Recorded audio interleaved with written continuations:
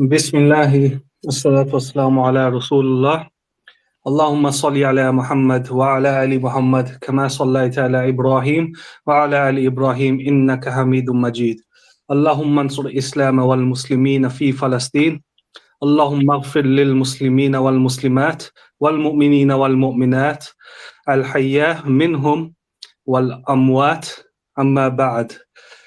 Brothers and sisters, listeners, inshallah, assalamu alaikum wa rahmatullahi wa barakatuh. This live event, I'm sure if you've seen across all our social media that's been placed across Instagram, Twitter, etc. We've advertised this event really and truly to kind of get the message across about the Palestinian massacre and what can we do about it right now, especially considering the fact that all our efforts for the past 3 months and in fact for the past good few years, all our efforts seem to have gone to waste, and it seems that our energies have been a bit kind of diluted slightly as well in the past weeks, especially considering the fact that the actions that we've been taking care of hasn't seemed to be making much of a difference, if any, at all, with the situation of the Palestinian people in Gaza. So, inshallah, I want to introduce our speakers. If we can go around, inshallah, if we can introduce ourselves. We'll start off with Brother Abu Rumaysa showing up first, on myself. Inshallah, if you can unmute yourself and just introduce yourself, please. Assalamu alaikum. Jazakallah for the introduction. My name is Rizwan Aslam. For many people know me. For those who don't know me, I also run my TikTok account at TikTok Dawa. You can follow it for further info on that one.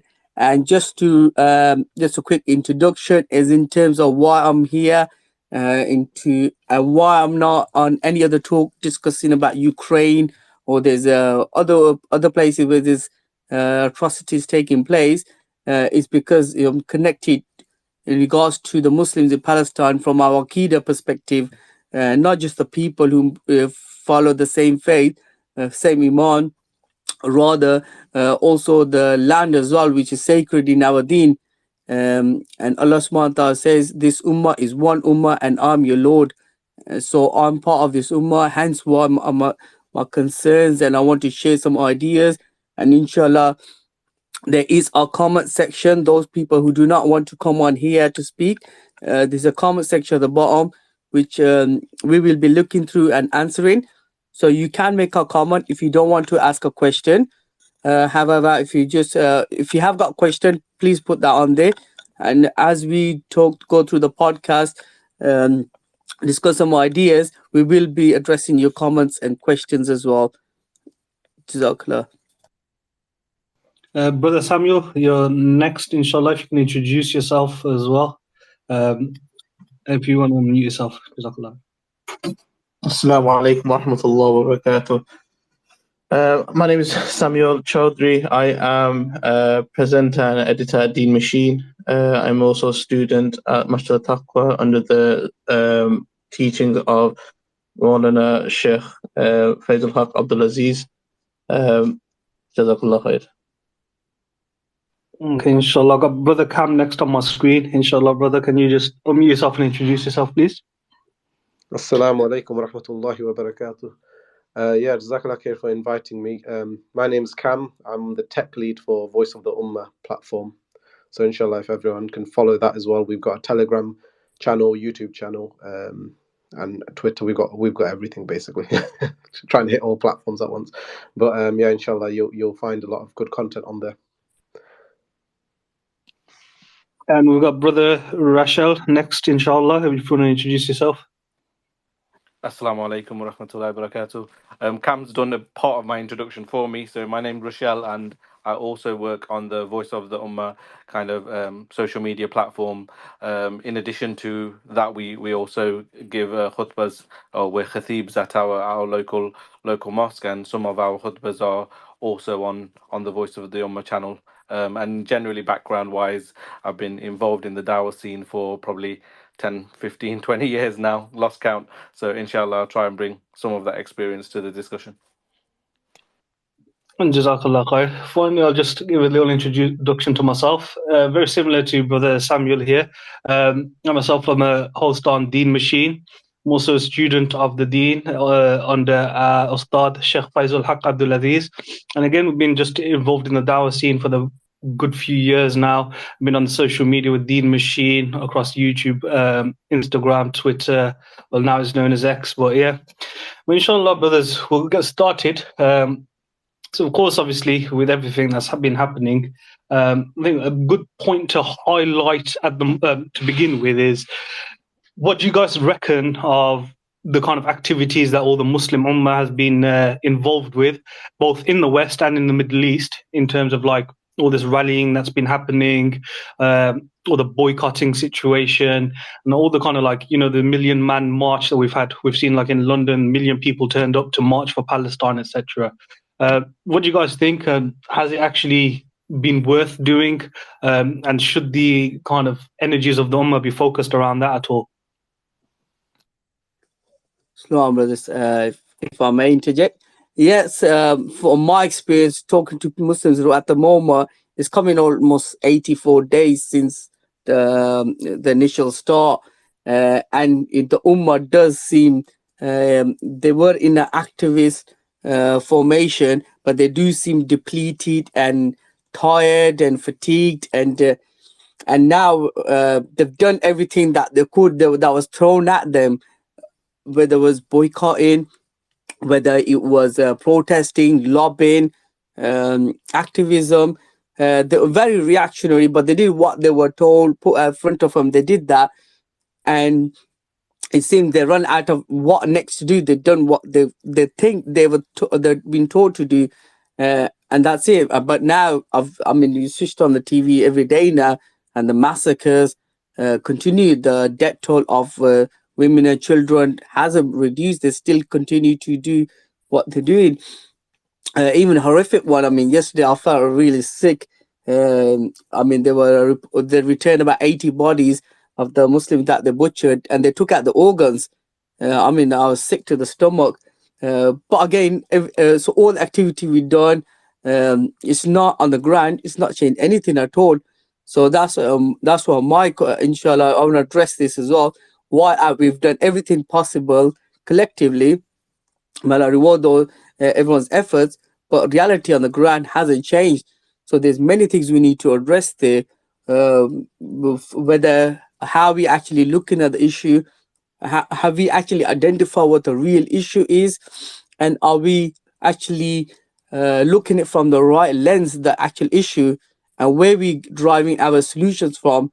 These are all the questions we need to answer, and so we can take away practical steps away after this podcast, which everyone can now be activated and to carry that out. Because the whole point is we're going to be accountable in front of Allah subhanahu wa ta'ala. Yes, we have to do our best ability, but it's not just the effort, but we have to also do in the right and the correct manner. So I believe, looking at the activities, Muslims are too reactive.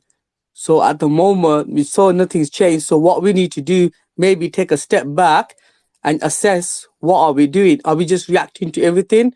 Or we need to be proactive, understand the situation a bit more deeper, and look at the Islam for solution, and then look at how we can contribute towards it.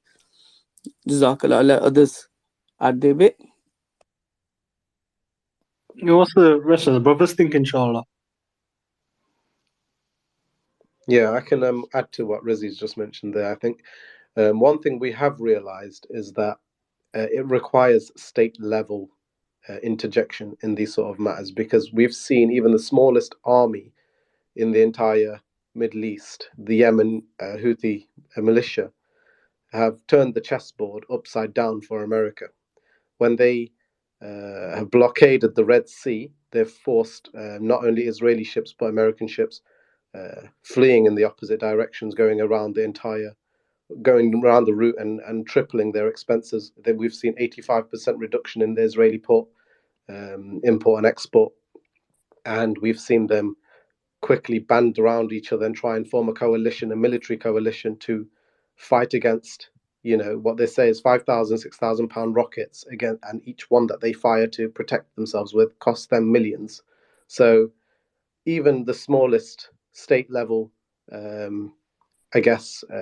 response can really do a lot of damage. And I think the Cradle released an article maybe today or yesterday. It was a really good one, and it really just explains and shows um, how much of an impact that made, both to the US and Israel.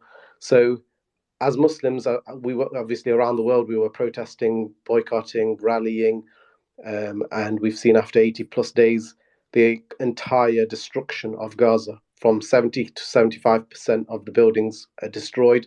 80% I think now have been displaced down to the south, and really it's just post-apocalyptic.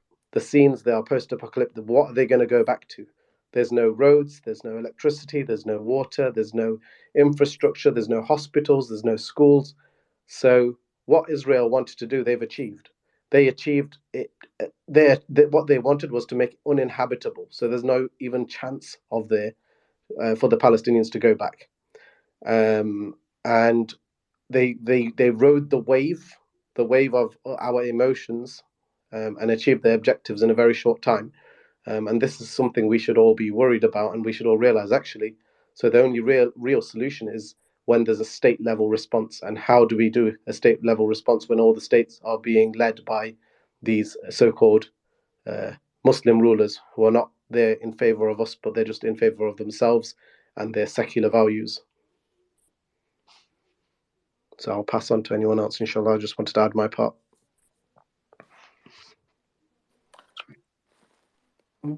Inshallah, I don't mind going next if that's okay. Yeah, of course, brother, go for it. Yeah, Bismillah ar-Rahman ar-Rahim. Yeah, so firstly, just to go back a second, and then I'll touch on some of the things that Cam mentioned as well. To go back a little bit on to what Rizzi was saying, in terms of the emotional reactive response, that in itself isn't a bad thing. It's a good thing. Muslims should be responding emotionally to what they are seeing, and they have been. The reason it's a good thing because that instigation of our emotion is what is going to make us do an action. What that action is, like Rizzi was saying, is can be steered easily though when we're not using a level of intellect and a level of referring back to Islam for our solutions. So what ended up happening is we carried out a lot of actions hoping that we would see some kind of some type of a solution from the international community. So initially, like you say, all of these protests that are happening, all of the boycotting that is happening, what you can do though is you can link that, even though, like you say, I know what Rizzi was saying is that it hasn't achieved anything, but at the same time, many people could say lots of things that we've been trying for 50 plus years, 75 plus years hasn't achieved anything because Palestine is still occupied and is getting more and more occupied by the day because of the settlers. So there's an argument for saying nothing we've done is actually working, but actually the emotional bit is what needs us to actually take a step back, really think about what the solution should be and work towards it, which I'm sure we can cover a little bit later on maybe. But initially I just wanted to highlight that that emotional element is what makes us act. Beyond that, now linking that to what Cam was saying, is that the boycotting is one example, and even the protesting you could use. If you take any of those single actions and make them state level, they have a significantly more impact because like the Yemen example, take for example the likes of Turkey. The oil is still flooding through from Azerbaijan into the likes of into this illegal entity, and that's still sustaining them. So these other actions, the boycotting for example, if state level boycotting happened, and even though I'm not necessarily saying that's the solution, but you can see that any of the things that we're doing personally on the ground, if states do them, if states boycott, if states kind of put their foot forward and carry out actions, it makes a massive difference. But we're getting the opposite. We actually getting imagine how disgusting this is, that all of these countries together couldn't get a ceasefire. every country together because of America's veto, couldn't get a ceasefire, yet lots of countries can come together to try and stop Yemen, actually tried to help their brothers. Just think of that for 1 second, that they can come together to actually let the genocide continue. They can come together to let the massacre continue, yet when it comes to stopping it, veto. Just, it's disgusting, isn't it? And this is what highlights Muslims now should really wake up and realize, wait there, these kind of leaders of these puppet leaders of some of our nations and these Western countries that allowed this to happen, we will never get our solutions from them. And that needs to be a starting point. If it's a starting point where we go lobbying and protesting to these governments, and personal boycotting and all of the actions that are just supporting the ideas of these governments, then that's a bad starting point. Our starting point needs to be take all of those off the table and put the right things on the table and collectively work for those right things instead. Rush, 100% bang on. I can see, brothers, Jazakallah for more listeners joining in. There's a comment section, and I can see a few people commented on there. So if you do have any questions or even a comment, post in the comment section, and we will read them out. If you want to come on here as well, you can let us know. But Rash, saying your point about these leaders and inaction, I've just seen today in regards to Pakistan, the chief of army staff has come out and he's done what they should be doing. No, mate, they did. Guess what he's done? He's come out and made a solidarity that they're gonna stop the partying for New Year celebration in solidarity for Gaza massacre. Now, this is a pure joke. I mean, it's disgusting. These guys, I mean, the army and they have the capability to wipe out Israel from the map. They are pinpointing missile system they can throw from Pakistan. They don't have to travel all the way, and they could wipe Israel off. They have 2 million army personnel, tanks, fighter jets, all the capability, and all they're coming out with is disgusting solidarity of not going to do New Year celebration and following the Kufar celebration anyway. And same thing, I've seen UAE have come out as well, and they're saying they in solidarity with Palestine Massacre. They're not gonna do fireworks or partying for this New Year celebration as well. I mean, these are disgusting actions from the leaders over Muslims that are being placed, these agents, and really the Ummah has to account these and challenge these traitors. I mean, if they're a real solidarity, if they're genuine, why don't they rip up the peace treaty, the Abrahamic Accords that they signed with Israel? Why don't they stop trading with Israel and all the business deals that they made? Why don't they close the Israeli embassies that they have, which acts as a spy base within the Muslim country? Why don't they kick out the Israeli ambassadors that they placed in the Muslim lands? I mean, these are the real action that with the bare minimum that they should be carrying out. None of them have done it. I mean, has Morocco come out, got rid of this normalization? Bahrain, UAE, even Turkey. I mean, Erdogan's throwing out statements in regards to Netanyahu being Hitler. Okay, that's just statements. What are you doing about it? I mean, the West, when they came to Hitler, they got together, formed a coalition to fight him. You haven't even stopped the oil that's going from Azerbaijan, goes through his ports, and the food supplies, all trade routes. They could just stop all of that. No real action, just all talk. And these, and we say that because these are the people who are in charge, who have the ability to actually bring back real change. And these traitors are not doing it, and they're fooling the Muslims. And sorry, you've mentioned regarding the also regarding our criteria as well. Going back to our reactions as well.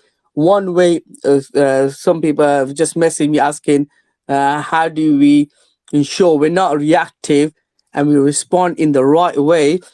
And as Muslims, I mean, this is referring to Muslims now.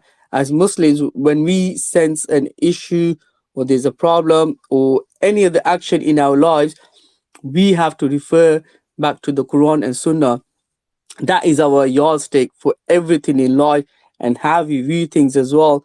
Allah subhanahu wa ta'ala says in Surah 4 verse 59, if you disagree over anything, refer it back to Allah and His Messenger sallallahu alaihi wasallam.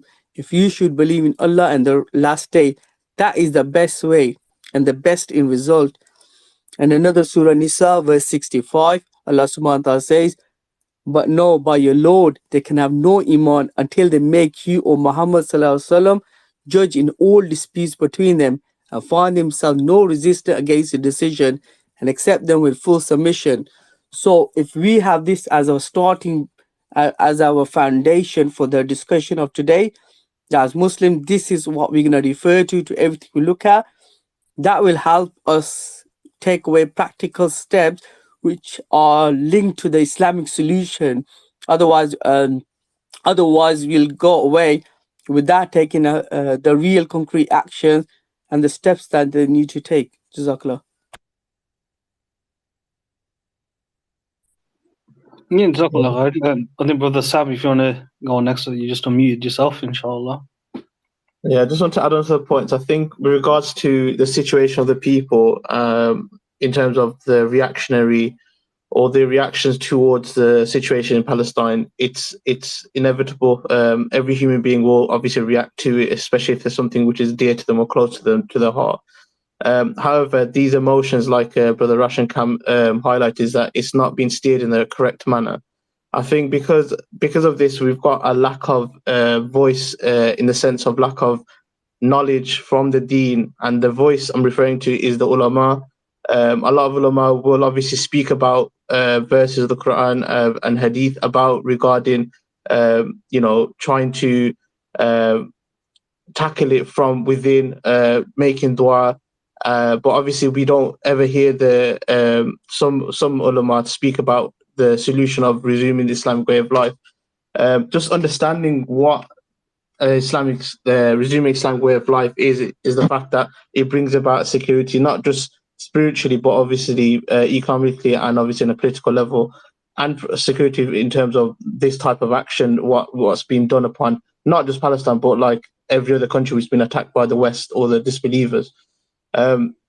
Obviously, with this lack of knowledge, with the lack of understanding, we have people who will do these protests to call towards the West, who are actually taking out the actions to say, stop this bombing, stop this, call for a ceasefire. However, we should be calling out, if anything, with a protest, I would say to combine together and call towards the Muslim leaders and say, fight for your brothers and sisters. It's said that a drop of Muslim blood is worth more than the Kaaba and surroundings. Look how much blood is being spilt today, yet our so-called Muslim leaders are silent towards anything that's happening. And like Brother Rizwan mentioned as well, these leaders, they make these talk, they just talk and they make these comments just to obviously keep the masses or their countries at bay. But we shouldn't just stop and stand still and just say, oh, okay, that's enough for us. We should obviously 100% call out and stop this. And even recently, Hamza Yusuf, he even came out to do a talk. He deliberately and literally should have said, we should suffer in silence. It's sometimes best to suffer in silence. Alhamdulillah, the audience, even they couldn't accept that, and they literally shouted.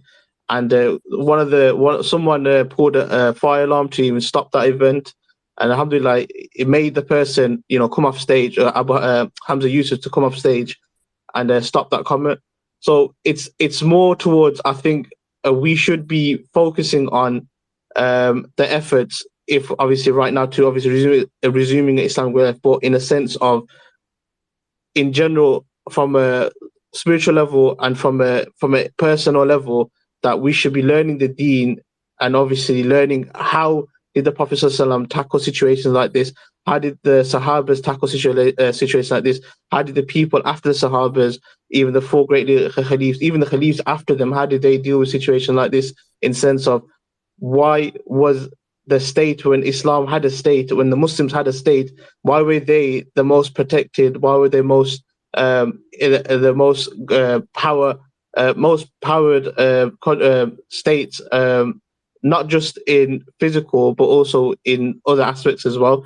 So these type of things we should always ponder over and question, in terms of what was then and how are we right now? Because right now we're so disunited. We don't have a state. We have all these Muslim countries, many Muslim countries. Yet one so-called fake state, Israel, is taking over the whole of Palestine, and we can't do nothing about it. And Muslim leaders are doing nothing about it. That's the big question. Like, what are we actually doing? Jazakallah khair, brother. I think you just made a good few points there, inshallah. I just want to touch upon a couple of things as well that you've mentioned. So obviously, like, I'm sure everyone's aware of the situation and everything, what's happening with Palestine, unless you're living under some rock or something. But it seems like the ulama of this ummah, when the ummah is so fired up and everything, the ulama seems to be remaining silent. Like, we've been going to several Jummah prayers since this whole issue has taken place, since the 7th of October, since it's been all publicized. How many of our imams in the local masjid have actually addressed these issues, provided a solution within the khutbah itself? For me, it seems like it's nobody. And the truth is, I've mentioned this hadith previously as well. I'll mention it again because I think it's very appropriate. So the Prophet ﷺ said, من رأى منكم منكرا فليغير بيده فإن لم يستطع فبلسانه فإن لم يستطع فبقلبه وذلك أضعف الإيمان. So the Prophet ﷺ has said, anyone from you sees an evil should change it with his hand, and if he's unable to do so, should change it with his tongue, and if he's unable to do so, then he should hate it in his heart, and that's the lowest of Iman. Now, if we see like the people, the average layman, the average Muslim, just the normal person, not necessarily anyone that's learned on the deen, and they're the ones that have been fired up. However, the local imams in the masjid are too afraid to even speak up. How are they in such a position where they have authority over the average person, whereas they're not really speaking up about the issues at hand, and they're giving a khutbah on how to do wudu or something? Do you know what I mean? It's not very appropriate with the times. And again, I think some of the brothers also mentioned in regards to, you know, these so-called Muslim rulers. I use the term Muslim very loosely because honestly, if we look at the definition of what a munafiq is, I don't have any fear of calling out these so-called Arab leaders and Muslim leaders as munafiq, because it's described that when the call for the path of Allah in terms of jihad, when that call comes, they remain steadfast in holding on to their own lands and they don't go towards the path of Allah. I mean, in Surah Nisa, Allah subhanahu wa ta'ala mentions, and what is the matter with you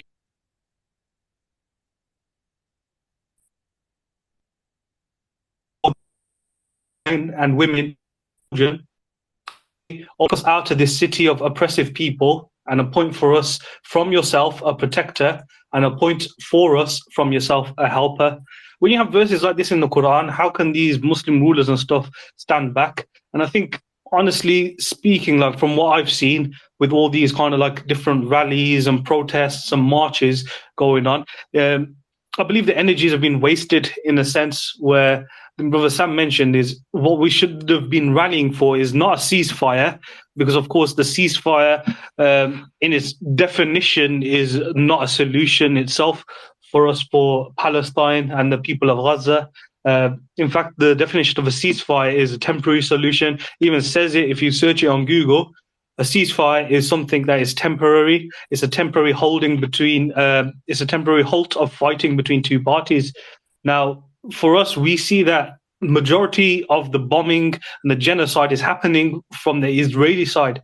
You know, so we can't call this an even fair playing field for both parties. And I think that's largely where the Ummah's been a bit mistaken, and they've probably been a bit misled. So when these kind of protests and stuff have been happening, of course, there's a time and a place for it. And I'm not disagreeing or agreeing to it on this right now. But what I'm trying to say is the energies of it has been wasted. Why couldn't it be the fact that even if we are in the West, why couldn't these protests be geared around trying to shape the Muslim Ummah in terms of calling out these leaders, calling them, saying, look, honestly, by the definitions, you are acting like munafiqs. When are you going to turn back to the path of Allah subhanahu wa ta'ala? He has given us a solution, and inshallah, the most barakah we're going to get is working towards that solution. I mean, correct me if I'm wrong, brothers, but if Allah has given us the solution, and if we're looking at something else and doing some other activities, are we really truly going to have any barakah in our actions? When Allah subhanahu wa ta'ala has laid it out through us in the Quran and through our beloved Prophet sallallahu alaihi wasallam. I don't know, just want to see if anyone else wants to add on to that at all. Yeah, can I quickly add? Yeah, so it's very much linked to what you just said. I think one thing to kind of get across is the term organized effort. You see, because you just highlighted basically protests and things. So even these incorrect, or sorry, let me clarify, not incorrect as such, but even actions which might not result in any type of a solution, they're still being organized. Yeah, so the protests were organized, the boycotts are organized. So if you take the term organized effort into account, the fact that people are organizing to actually carry out an action, then they're looking for a solution off the back of that. The question I would ask is, why are we not organizing ourselves to carry out effort based on what you've just clarified there? Is that Allah subhanahu wa ta'ala and the Messenger sallallahu alayhi wasallam have given us what the solution should be. That should be state level. That Cam said right at the beginning. It should be the Muslim lands should be united. It should be that there needs to be a khilafah. There needs to be a khalifa who leads the Muslims, that has the reins of power over the calling jihad, or can call jihad, can even do other actions. So even when it comes to some of the other diplomatic and political actions of, like you say, if there are some, temporary treaties or something with someone else that are getting in the way of a solution, they can make a decision on those things. So there's lots of things a leader of a Muslim, a Muslim state can actually carry out. But in order to even get there, there needs to be organized effort. If there's no organized effort for the correct solution, all you'll forever have are individuals calling for it. So, just to give an example of bringing that into reality just as individuals, because it might sound really, really difficult. But imagine you're just organized as a group of people that goes to your local masjid in an organized way with sufficient backing to speak to the imam and say, these are the things you should be speaking about. You should be speaking about how the Muslim lands should be united. You should be speaking about we need to return to the correct way that Muslims should be governed. And then the imam, if there's one or two people asking them, it's easy for them to wriggle out. If there's organized effort to ask them in the same way as there was organized effort to do the protests and boycotts, then there would be a totally different result. But what the issue is a lot of the efforts are not organized, and we can take example from the Prophet sallallahu alaihi wasallam. His actions were organized, and I think that's a good starting point, potentially from a discussion point of view, because otherwise, sometimes it's very easy to say resuming the Islamic way of life. So, what we're saying, but when we say that is, Islam being re-established, Islam being governance, Islam being a political entity, an economic entity, a state, a leader. However, to get there, there needs to be initial organized effort on the ground by Muslims. And that has to be a starting point, in my opinion.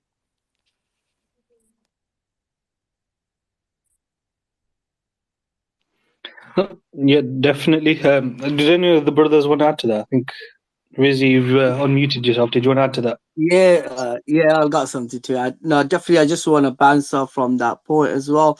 So also, we already decided it's going to be organized, a collective effort needs to take place, and we already set the base of the discussion is going to be back our Islamic Aqidah, and then how we and where we drive the solution is from there. And now, when we're looking at these issues, we're looking at it from this correct lens. So imagine you wearing glasses.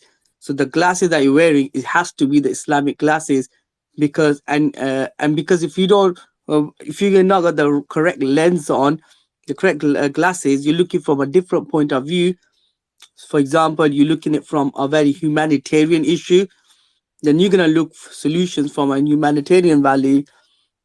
If you're looking from a socialist view, then you're going to look for solutions from there. If you're looking through communist view, then you're going to look solution from there. Likewise, capitalist, liberalism, any of the views.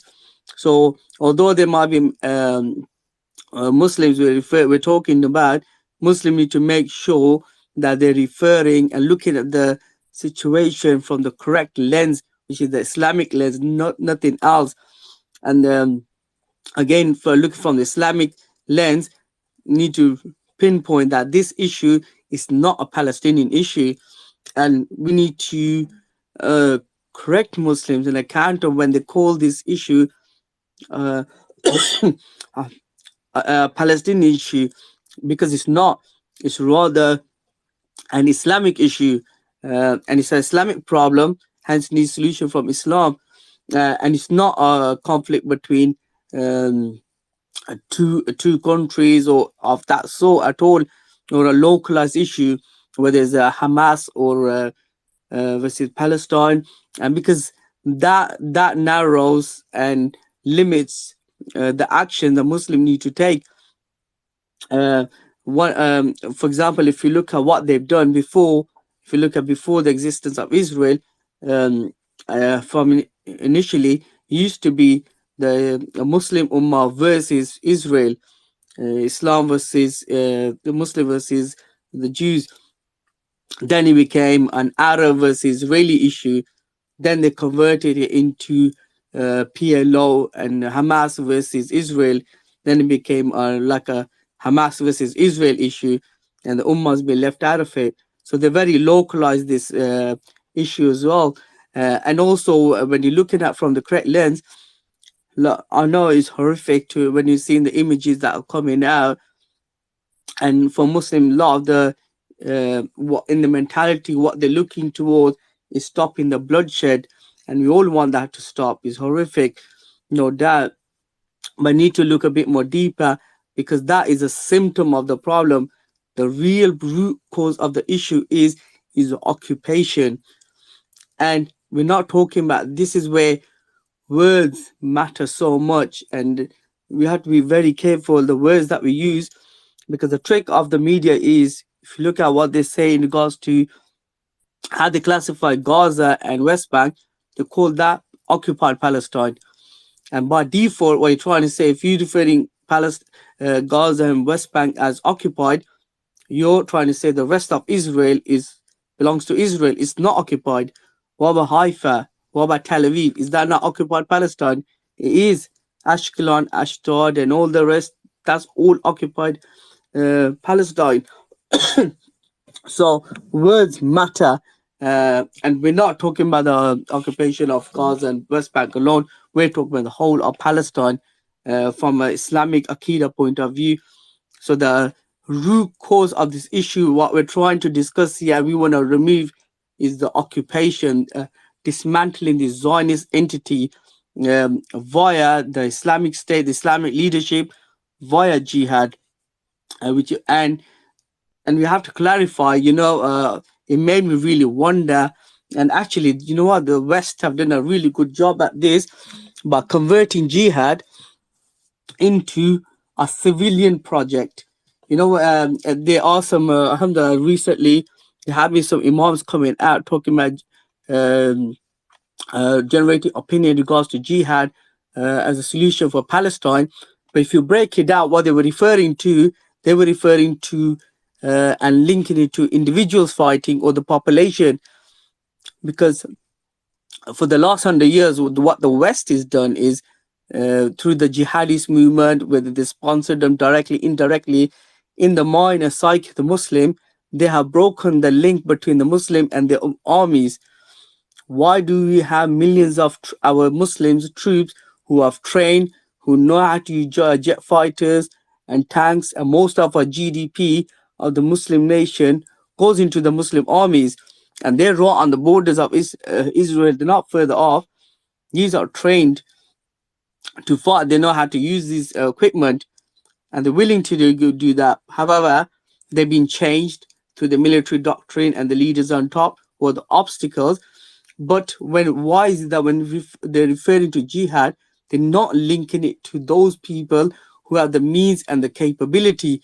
This is another thing that we need to, when we're talking to Muslim as a solution, we link that to the capability and the armies. And it's very important. We're not talking about civilians. We're talking about those who have the capability. Um, and that's also very important as well. And of course, when we talk about mobilization, we know the current rulers and the armies are not going to mobilize much as we wanted to do it, because we understand the realities, because these rulers and agents have been imposed, and it's blatantly clear now these are agents of the West.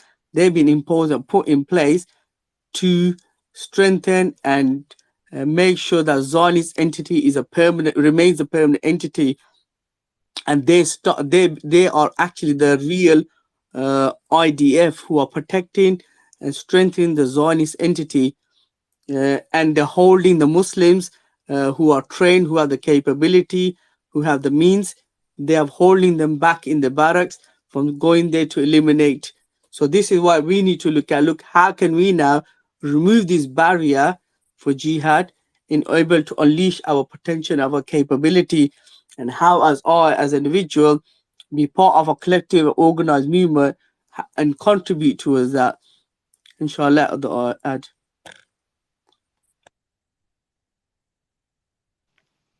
Yeah, inshallah. I'm just going to add on to that as well. I think obviously it's very important to highlight the fact that obviously the solution for Palestine as it is at the moment is ultimately what comes from the Quran and Sunnah, which is a collective, unified ummah where we have the ability to really defend our own lands and protect it, and in fact even take our lands further. But yeah, I think it's a very good point that you've mentioned, the fact that it's become a Palestine issue, or it's become a Hamas versus Israel issue, when the real truth of the matter is the Palestine lands does not belong to just Palestinian people. It belongs to the rest of the Ummah. For instance, the third holiest site of Islam is Masjid al-Aqsa, the compounds of Masjid al-Aqsa and its surroundings. And this isn't just known as a Palestinian site. This isn't known as a Palestinian area. This is actually one of the hearts of the Muslim Ummah. For instance, this is the reason why it has so much importance, is because the Prophet ﷺ, when he ascended to the heavens, he ascended from this area specifically. And Isa alayhi salam, when he descends back, he'll descend back into this specific region. So it's not just an importance of the fact that it's for the Palestinian people. No, this is actually importance for the Ummah. And when the Ummah wake up and realize the fact that these people that they're being manipulated by and being ruled by, they're just agents of the West, and they don't have the Ummah's heart, the Ummah's kind of agenda in mind, in their hearts, then the solution will never come about in that sense. The reason why I think, obviously, it's been kind of demonized and stuff in terms of like what the actual solution should be is because obviously the West are aware of the situation and aware that unified Muslim Ummah means that they have lost their power. And I think Palestine is one separate thing about it, but it's in a web of different issues that are related.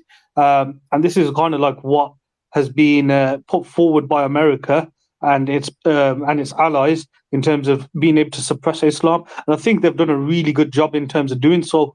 Credit where credit is due. You know, like these kuffar, they do it out of spite and stuff against the Muslims. However, they have done it all in an organized manner, and if anything, the Muslims have lacked that organization. They should be actually looking towards doing everything in an organized manner, as a few of the brothers have mentioned as well. We should be collectively and in an organized manner be calling for the solution for Palestine. And if we actually kind of go back to the fact that these leaders and these scholars, these people of knowledge, they're not speaking up about it, we should be holding them accountable up, saying, you guys, we've put you guys in this position. Allah subhanahu wa ta'ala has granted you the position. Why aren't you doing what Allah subhanahu wa ta'ala requires of you to do? But I just want to go into the comment section. There are some brothers that put some comments and questions as well. I think Brother Then we Ibad also said he wants to, is requested. I'll just add yourself on now, brother. and others, you can comment in the comment section. So, brother JK, he said, have you noticed that Erdogan's criticism has been limited to criticism of Netanyahu? He knows that this is in line with US agenda to pressure the Netanyahu government. You know what? That's a very good point. And I was just thinking as well, you know, a couple of weeks back when he did a million man march, because there's a massive sentiment from the Muslim in Turkey for Erdogan to do more. And you also the viral video of the Muslim who put a video and say, look, Erdogan, when there's a coup against you, you called us out. We came and we sacrificed your lives for you. But now for Gaza, we've come out. We want you to, take material action. And that went viral in Turkey and the worldwide as well, and the public sentiment. So to curb that, he organized a million man march, a protest, and even in that, if you scrutinize it, he would just criticize Netanyahu, not Israel or Israeli state, which is the root cause of the issue. And the whole Zionist entity is the issue, not Netanyahu. And if you look at the details of it, that just brought to my mind. You're right. I mean, it's a tricky one. Well, we should pinpoint to the Muslims of Turkey. So look, the issue is not Netanyahu. For us, the real issue is the whole Zionist entity. Brother Chuzapalak, he says the Gulf leaders are paralyzed. They cannot mobilize the armies because America literally forbids it. That's true. And the leaders know that once they are publicly opposed, the US, they will run the risk of their own people, sensing weakness in the regime due to resulting lack of American support. The leaders also don't have the support of their own masses. Okay. And there's a reason the armies have a large number of expats who are given citizenship, because their own people cannot be trusted with artillery in case of an uprising. I mean, if you look at the Gulf region, they're not even paralyzed. In fact, they're actively protecting the Zionist entity. If you look at whether it's Saudi, they'll be shooting down the missiles. I mean, they don't have to do anything. Let them flow through. They're actually shooting down any missiles that are going towards Israel. And it's true, America does control the armies and the deep state in all these countries. And these rulers are just puppets of America. Hence why when we're talking about mobilizing the army for jihad, we're not expecting the current setup to do that. Although the reason why we do say that is because that is the bare minimum action Muslims should expect from the rulers and the armies. And however, this is what we're trying to solve. These barriers who are in place, the shackles of the armies and the rulers, which is an issue, and we need to remove that in an organized, collective manner, so we can mobilize the children of the Ummah to go liberate our lands and remove the American embassies and the American bases in our land, so we can have gain the full control. And at the moment, yes, America has shackled all our all our lands, our states and armies. I just want to add on to that as well.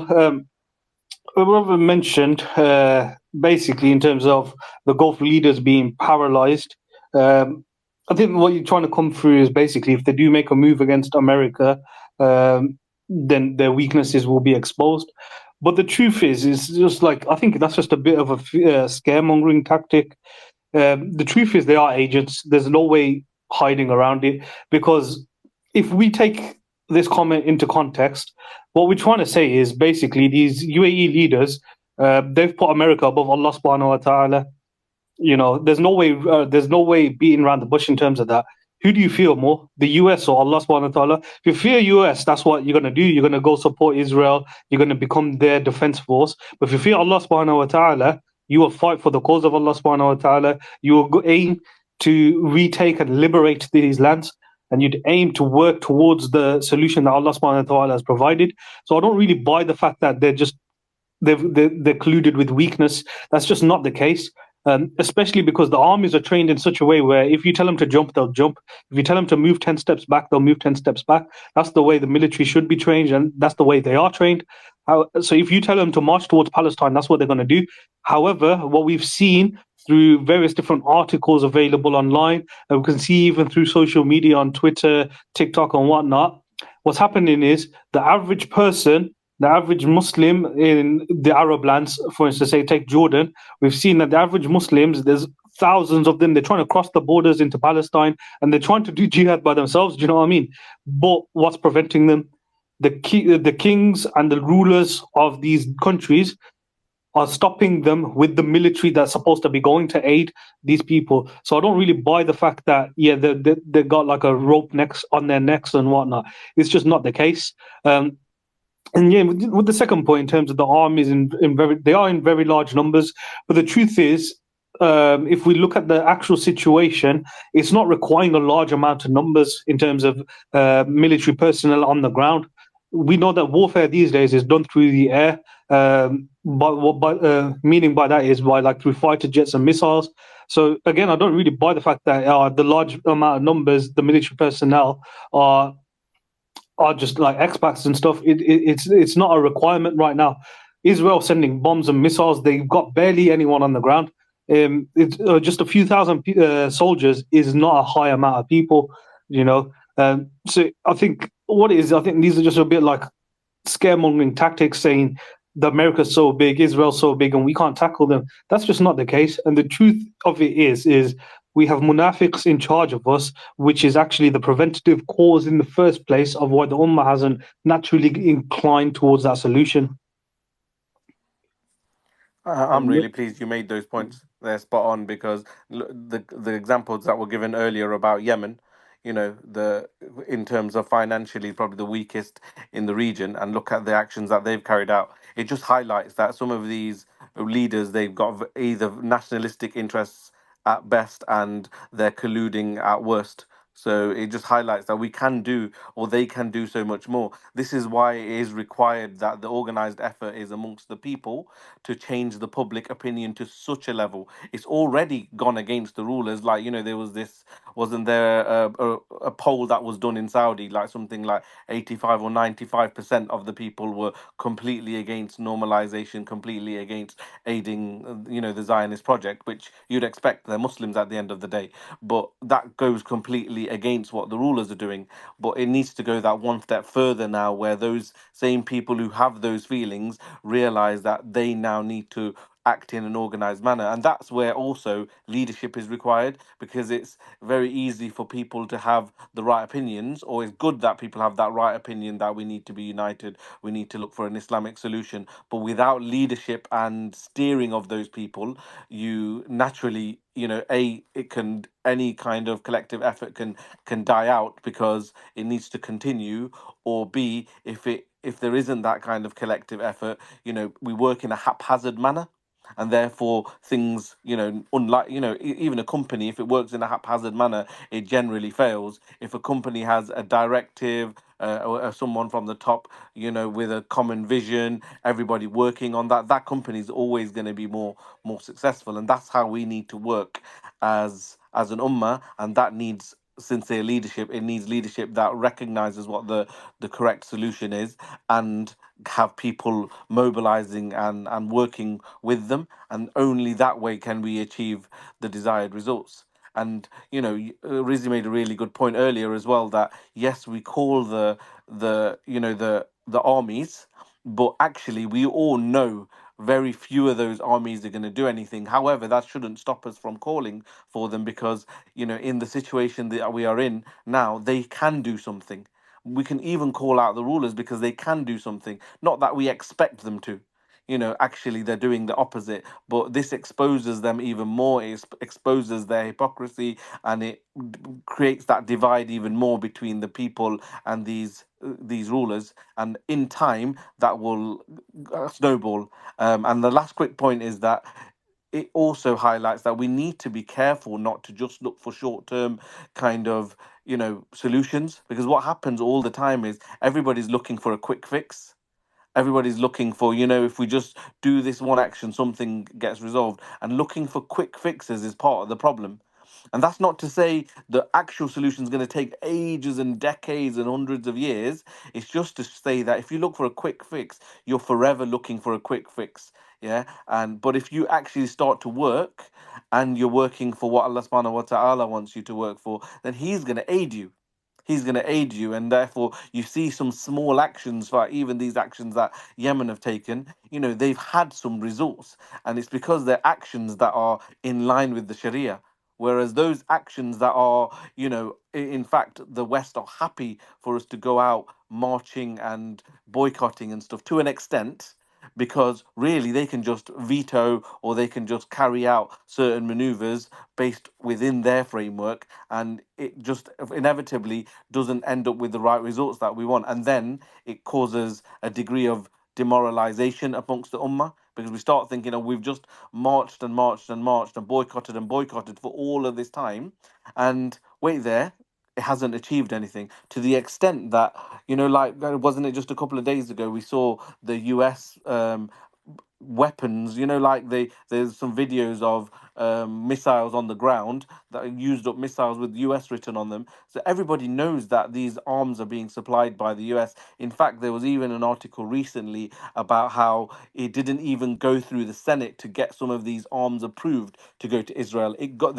Israel basically can just open up the bunker and take whatever arms it wants and use them without it even passing through the various stages that it's supposed to pass through their government. It just goes how much in cahoots these guys are, and then they can just go and use them.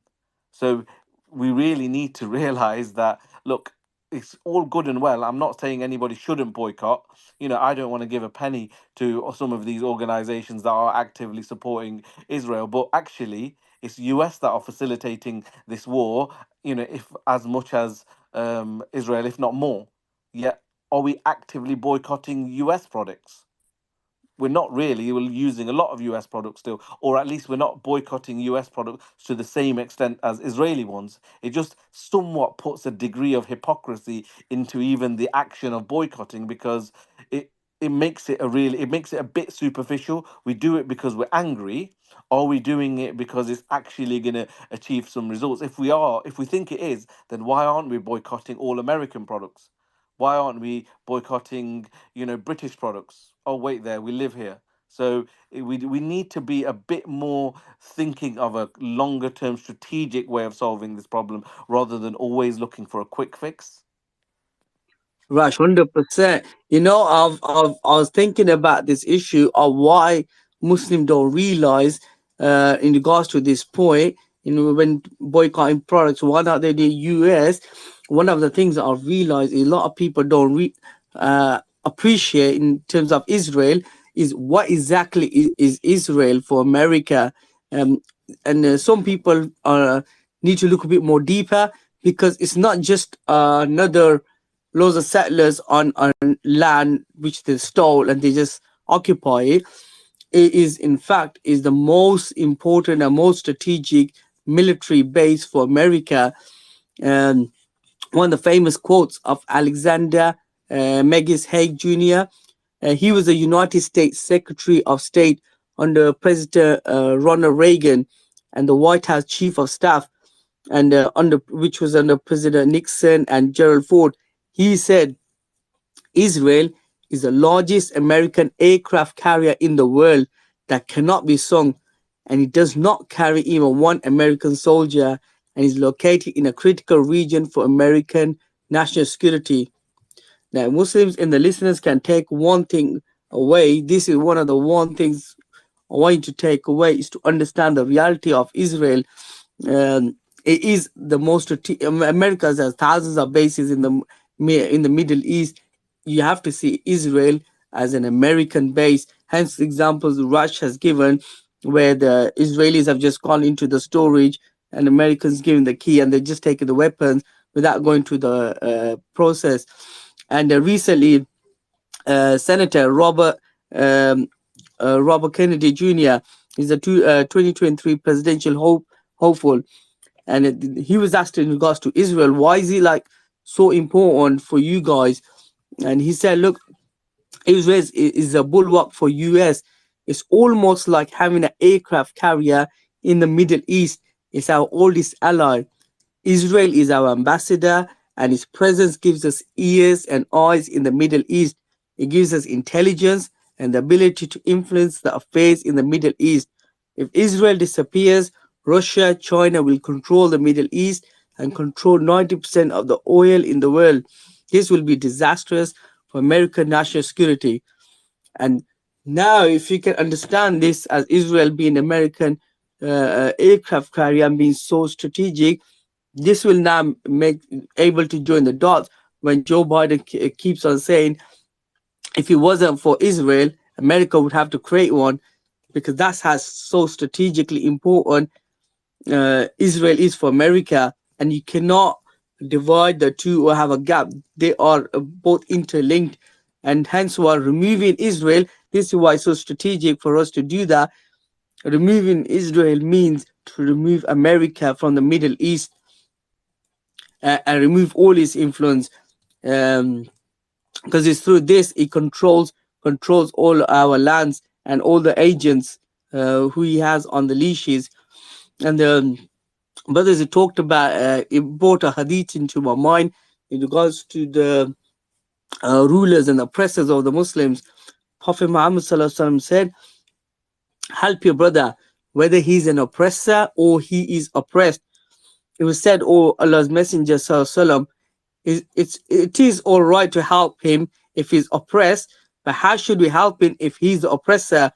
Prophet Muhammad said, or prevented him from oppressing others. So think about it, all these oppressors, by normalizing relationship with Israel, are they not oppressing the Muslims? Because what does normalizing mean? Normalizing means strengthen Israel, accepting it as a legitimate owner of the Islamic land, and integrating Israel into the Muslim world.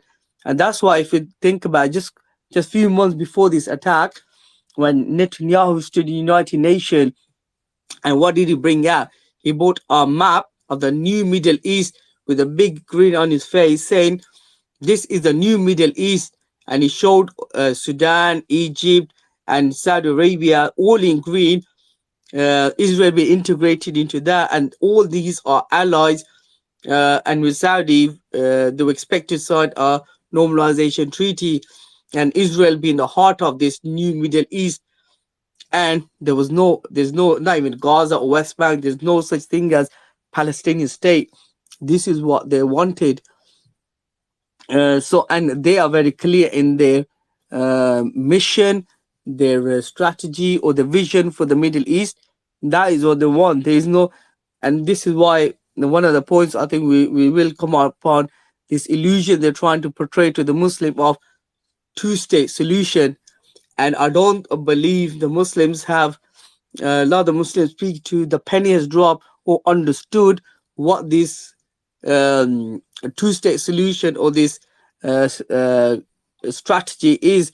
They're trying to Muslim deceive, because a lot of people not looked into the finer details of what this two-state solution is. Inshallah, I'll let the other brothers go into further details on that one. Jazakallah. Jazakallah khair, brother. I don't know if Brother Ibad's still there. He did request to speak earlier. I'm not sure if Yeah. So I was gonna make a point about there's been a lot of discussion about where we should be taking our discussion from. It's been quite fruitful, to be fair, this discussion right now. But I think what we're falling into the trap of, I think, and correct me if I'm wrong, is, I don't know if you guys read the news. South Africa launched a case with the ICJ, the International Criminal Court, and I saw a lot of comments about it from the Muslims, stating, borderline praising South Africa for it, etc. I just think to myself, when I address this to them, actually, the fact that we still need to learn our lessons, even after all that's happened, which is the fact that we shouldn't be taking our solutions from the International Criminal Justice, whatever, courts or whatever, The Hague. I don't really understand why people are still dependent upon certain international institutes. We got over the depending on the UN phase. We know what happened at the Srebrenica massacre, and then when this Palestine issue happened, it wasn't much of a discussion with the Muslims on the ground. I don't know how you guys all felt about that, or what the discussion that you had with people on the ground was about the UN. But a lot of people lost their trust in the UN, which is, alhamdulillah, that's good because Muslims need to start depending more on the system of Islam. But now that the South Africa has raised the case with the International Criminal Justice Court, whatever, Muslims are starting to again depend and rely upon them as if they're going to get a resolution from them. And I just think to myself that with all that's happening, now's the time for Muslims to start relying on the Deen again. I probably want to make a comment on also the point about what the brother Abu Rumaysa made about relying the how the international system relies on the huge aircraft carrier that is Israel and the function that it plays. Um, when Ukraine happened, right? And they needed to transfer armaments through to Ukraine. So what America did is transfer the large numbers of 155 millimeter artillery rounds from its war reserve stocks that it has in Israel and transferred them straight through to Ukraine. That's how they do it. They stockpile weapons for any kind of future. And I'm probably going to do a little video about this, but in chess, we call it the Four Knights game. The Four Knights game is a strategy in chess where you position your knights in a way to prepare for any kind of future developments. So then, what America does with Israel is it stockpiles all its weapons and everything like that into Israel in order to prepare it for, as Abu Rumaysa said, for future developments. If there's any future developments within the Muslim lands or even with Ukraine and Russia, etc. I think it's supplying around 70,000 weapons, aircraft, ground vehicles, and it's just all been bombs, smart weapons, all been stockpiled since 1950 to now. And that's what, and Muslims in general need to start understanding what function Israel plays in the Middle East and what it does for America. Who's the real, and I'll finish on this point, who is the real puppeteer? They hold all the strings.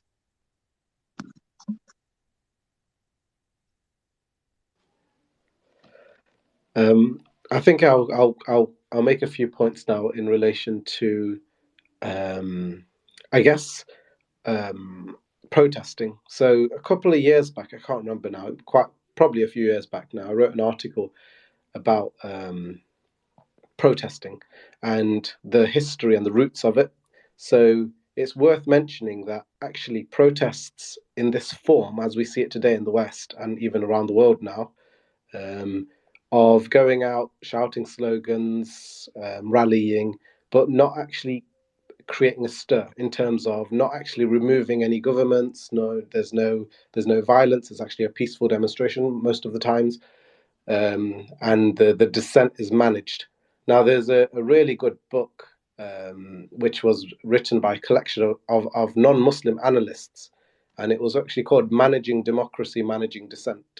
And in that book, even if you just read the first chapter, that's enough to understand how, since the Renaissance, since Western capitalism came to the fore, how they manage democracy and how they manage dissent. And they go hand in hand because what it says is the fallacy of democracy is this illusion that you are getting what you wanted by voting for it. But then when you don't agree with it, they give you the solution. The solution is protest. The solution is trade unions. So trade unions also came out after the Renaissance, not before that.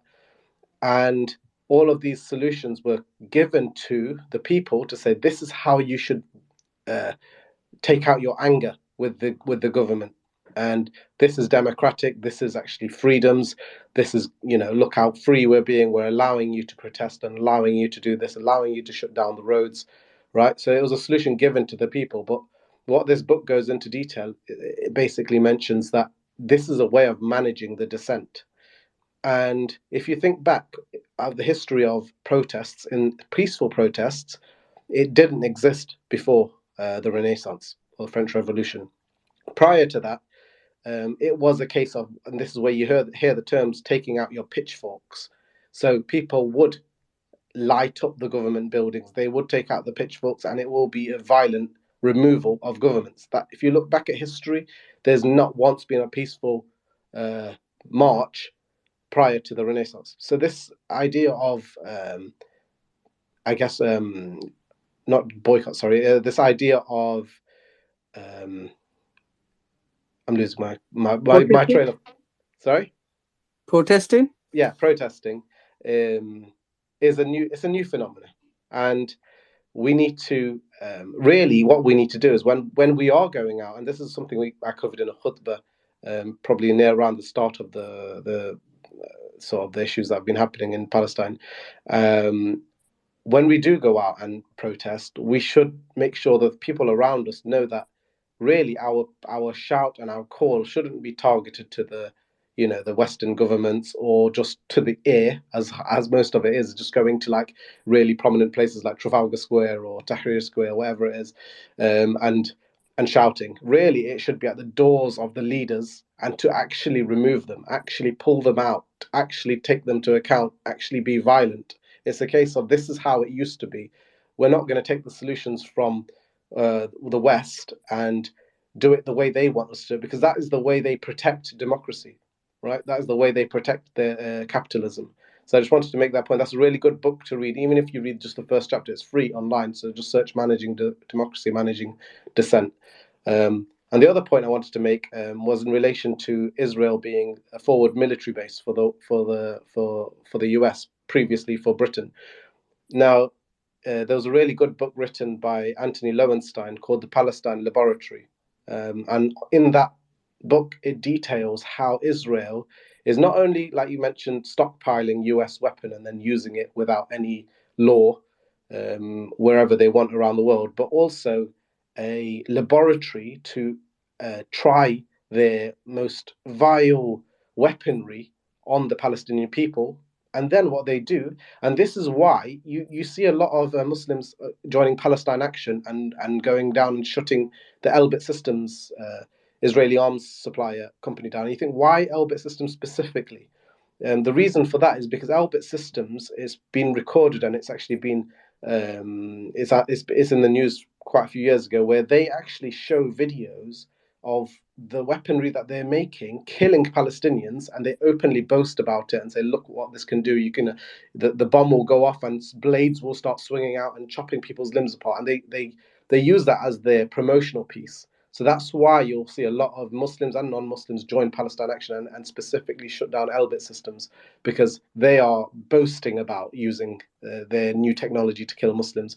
And that's why this book is really a good read, because it really shows how Palestine is a laboratory for the US, not just for Israel, because a lot of the weaponry that Israel are using is not made in Israel. Actually, a lot of them, even recently, they've only just started to make their own missiles. Imagine that. The Israelis have not even got a missile generating income there. They don't make their own missiles. They make weaponry and things like that, but not missiles. Missiles were always purchased off the US. Now they're making their own steel plant so that they can make their own missiles. And that's in relation to them realizing that when America are upset at them, they can't continue their plans, their Greater Israel plans to take over the region. So they thought, okay, we need to now invest in our own steel plants and create it from scratch here, because when America doesn't support us, we're stuck and we're hamstrung. And we've seen that with this entire conflict at this time, that when America say no, they don't have much time left. They have a few months to do something. When America say yes, they have an indefinite time to do whatever they want. So I just wanted to make those few points. So there's a couple of good reads there for all Muslims should be aware of. Jazakallah khair, brother. So obviously we're just going to be wrapping up very shortly. I want to bring it back to the title. Alhamdulillah, it's been a very good discussion. I just want to bring it back to the title, the Palestine Massacre. What can we do? So inshallah, brothers, if you want to give your final points, I know Brother Samuel has his hand up. If you want to make your first final points, please, inshallah. Jazakallah khair for those points. Brother Cam, if you can just put those titles in the comment section of those books, please, that'd be very appreciative. I just want to make the point of going back to what we can do is just having an understanding from an individual point of view is as people, we educate ourselves. Well, let me put it into a scenario. We educate ourselves within education, go through school, universities, to understand what we want to do as a job. So we work towards a specific job of what we want to do. I think the effort we put into to obtain that job, I think we should base that upon ourselves as Muslims in terms of what our purpose is. End of the day, we are Abdullah, we are servants of Allah. We submit to Allah, and by our destination, by the mercy of Allah subhanahu wa ta'ala, is to attain Jannah. We should be focusing and learning about our deen 100%. We should be learning about these aspects of ways to actually resuming an Islamic way of life and establishing the state again. And this can be easily learnt from Quran and Sunnah. And obviously, even our ulama can speak about this. We can even go to our ulama to ask about these things because they're not hidden. They're not, some sort of verses which are like hidden within meaning. They're very clear cut. And obviously, with regards to how we tackle these situations, alhamdulillah, very, very good points made by all brothers within the discussion about how Israel, how the West are attacking Muslims. If we don't understand how we're being attacked, we won't know how to obviously defend against it. And obviously these Westerners, they're using at the moment with Israel, it's a physical battle, but also you have to understand it's a ideological battle as well. How they're using Israel as an aircraft carrier, or even holding guns to even arms countries around that area, in the Arab areas, which are again destroying many lands, literally to a point where it's barren. It's got nothing on there. Again, these are ploys and tactics they are using. If we don't understand these tactics, then obviously we'll be what's the word? We'll be what word I'm trying to look for? We'll be easily manipulated or even attacked by it. So if we don't understand these things, if we don't understand in terms of how do we get about it, how do we actually establish a state, what did the Prophet ﷺ do within Makkah? What did the Prophet ﷺ do within Medina when he established a state there? What did Allah subhanahu wa ta'ala command us to do? There's all these things that we lack knowledge of, and 100% by having these discussions, and again, what the comment I think Brother Rashel made about being leaders upon within our ummah. If there isn't someone talking about this, if there isn't someone actually highlighting these issues or highlighting ways to resume this way of life, then we'll all be driven into this position where we want to take the quick fixes, we want to do protesting, we want to do cupcake sales or whatever it is, just to get something out of it and to help our aggression. However, these emotions, what we have, should be driven, and again, like the brothers mentioned, in an organized manner. And what Brother Cam said as well, we all should be combining together to be going to these leaders we should be not even suggesting, but forcefully telling them that this is the solution, which is Quran and Sunnah. If they don't take it, then we take them out. Again, if we don't have the people, the last or the majority of the ummah behind us in this same idea, this same thought, this same concept, then it's just going to be wishy-washy. It's going to be hearsay or whatever, or just be labelled as, I'm sure all of us have heard it, Khilafah boys, or people who just call for Islamic State, and that's it. I think we should 100% delve into the understanding of what it truly means to have Islamic State, what it means to have Islamic State, how do we come about an Islamic State, and actually, like, to the people itself, even those people who go against people who call for the Khilafah, why do we call for it? Are we just calling for our sake, for because we've got nothing else better to do? I think we should understand that this is again from Quran and Sunnah. We don't just pick and choose what we want to, what will benefit us at the current moment. We need to take everything at whole.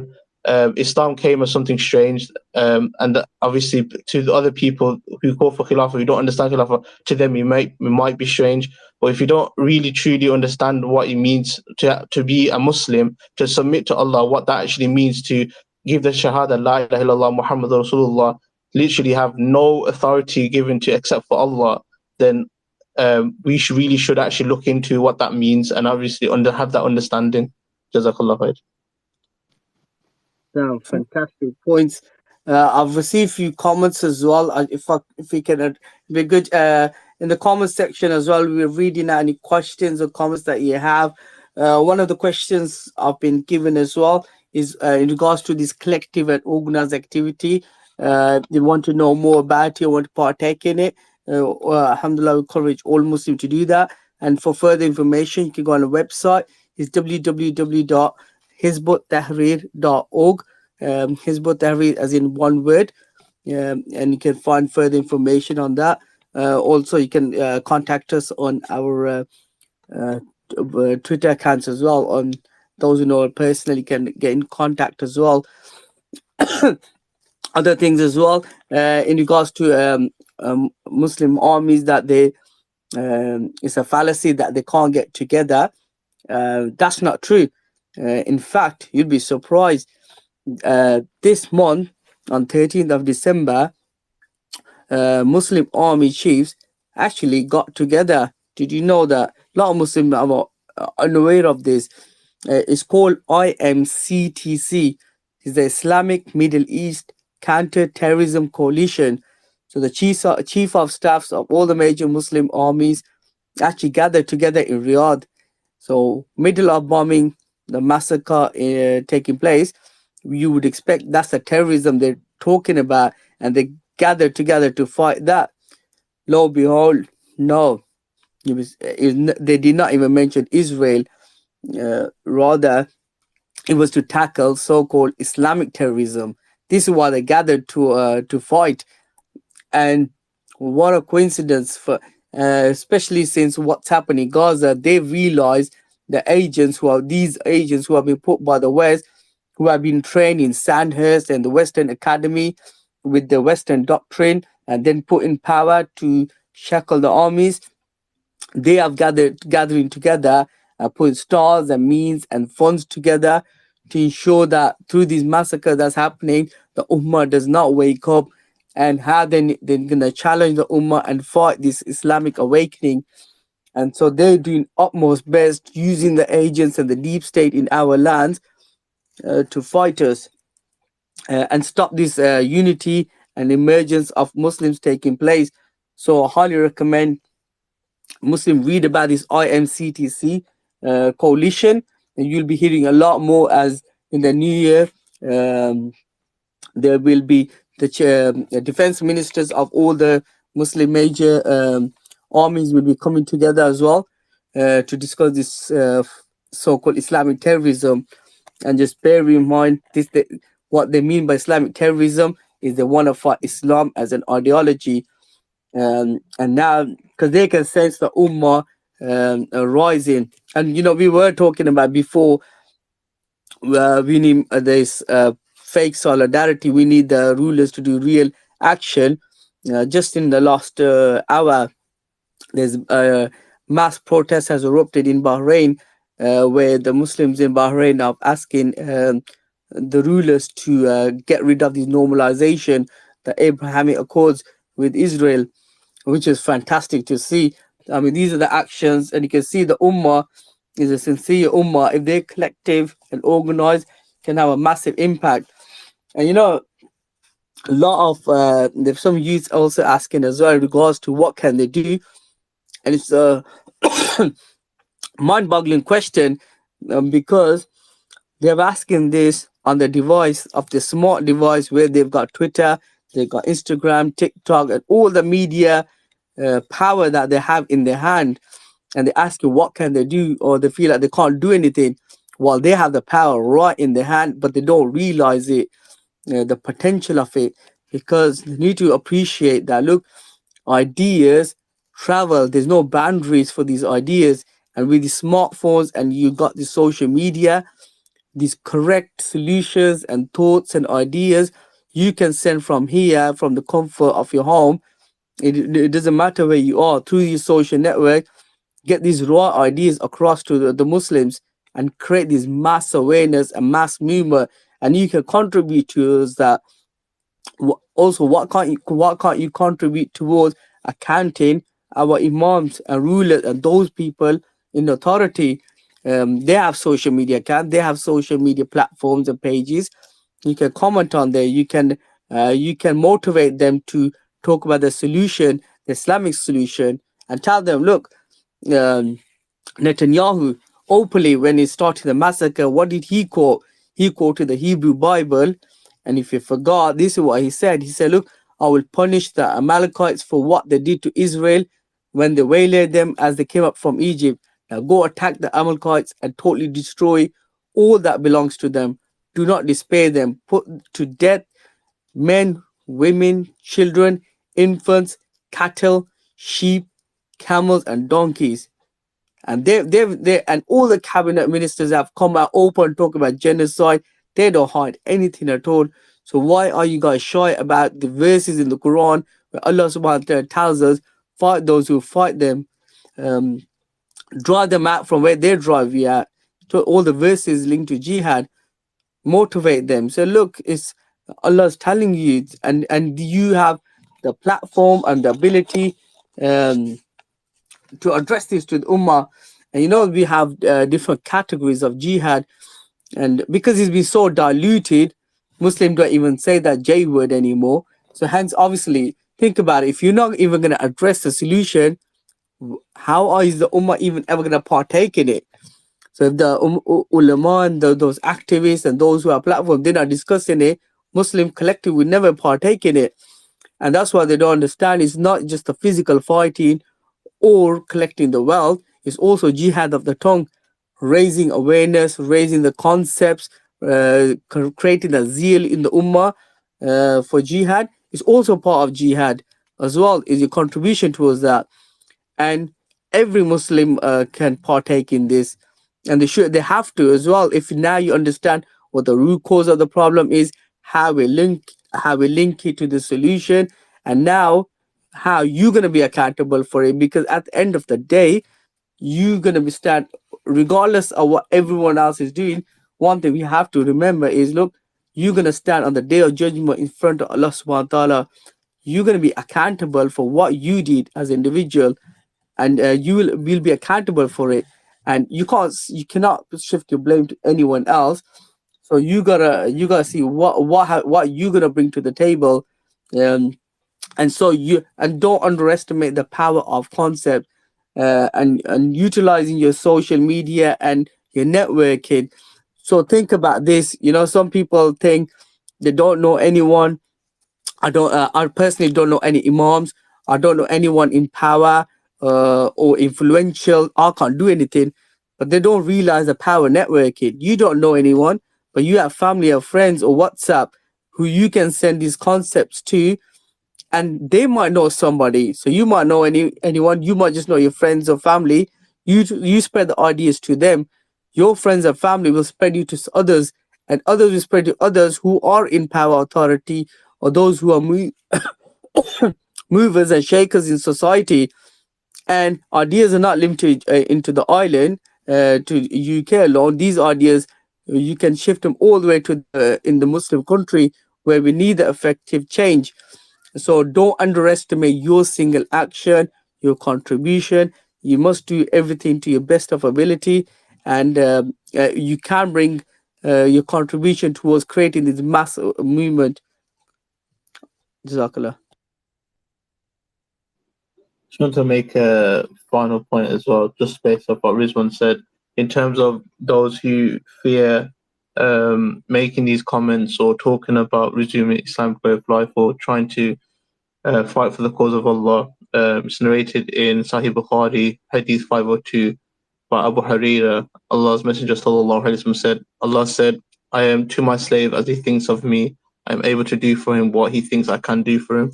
So those who believe that speaking about these things, something might happen to them, or something might happen to their family, something might happen to anybody beloved to them. If you have trust in Allah, Allah will look after yourself and look after them. And I think that's the biggest trust that we can have and we can guarantee is from Allah subhanahu wa ta'ala. Jazakallah khair. Jazakallah khair, brother. I don't know if any of the other brothers is remaining. Want to have a final comment at all, or? Inshallah. Then, Jazakallah khair for everyone joining on. I just want to leave everyone on this final comment as well. Obviously, with the whole situation, I know the whole Muslim world right now is saddened by everything, and we feel like we're in a part of weakness and we're in a position that we're not able to do anything. But my advice is, and this is advice for just every single Muslim out there, is just to remain steadfast upon the deen that Allah has given, and remain steadfast on the sunnah of Rasulullah sallallahu alaihi wasallam. You know, it just reminds me of a hadith of the Prophet sallallahu alaihi wasallam where he says, "La tazalu ta'ifatu min ummati yuqatiluna ala al-haqq dhahirina illa yawm al-qiyamah." The Prophet ﷺ said, "A group of people from my ummah will continue to fight in defense of truth and remain triumphant until the day of judgment." So inshallah, brothers and sisters, I hope this remains as a in your hearts, and I hope this reminds you that there's always the hope of Allah subhanahu wa ta'ala, and the belief in Allah subhanahu wa ta'ala is greater than any other fear that may occur in this dunya. I want to thank all the speakers. Jazakallah khair for joining on and spending your time out to talk about these issues for the Ummah. May Allah subhanahu wa ta'ala accept it from everyone from the speakers. And may Allah subhanahu wa ta'ala accept it from all the listeners who have joined in. Jazakallah khair. And assalamu alaikum wa rahmatullahi wa barakatuh.